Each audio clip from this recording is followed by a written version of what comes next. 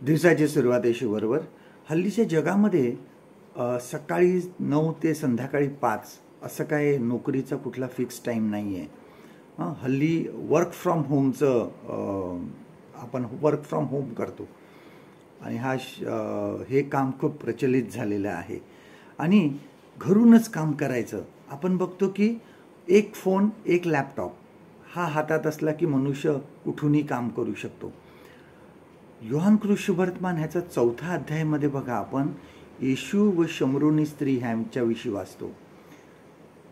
John chapter 4 ह्यामध्ये त्याचे शिष्य अन्न विकत घ्यायला बाजूच्या गावामध्ये गेले असताना येशू त्या ठिकाणी दमून याकोबाच्या झऱ्याजवळ बसला होता आणि त्या ठिकाणी शमरोनी स्त्री आली आणि त्याने तिला जीवनी पाण्याविषयी सांगितलं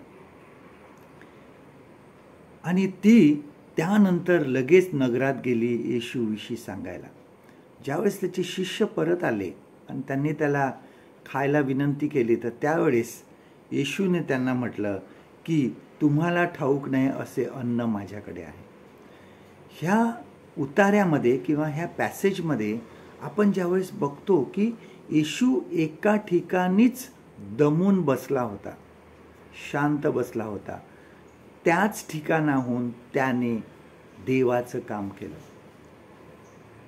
कुठे गेला नाही तो, त्याच ठिकाणी देवानेच त्या स्त्रीला तिकडं आणलं आणि येशूने तिला जीवनी पाण्याविषयी सांगितलं, तारणाविषयी सांगितलं.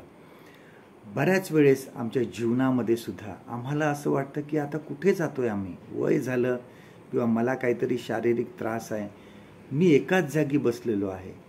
शांत राहा, देव तुम्हाला तिथं आणून काम देईल.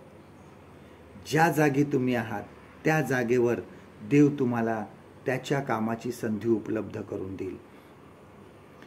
एका जागी स्तब्ध राहा, स्थिर राहा, देव तुमच्याकडून कार्य करून घेणार आहे. तुमची लहान एखादी खोली असो, तुमची स्वतःची फक्त खाट असो, देव त्या ठिकाणी तुम्हाला काम देणार आहे.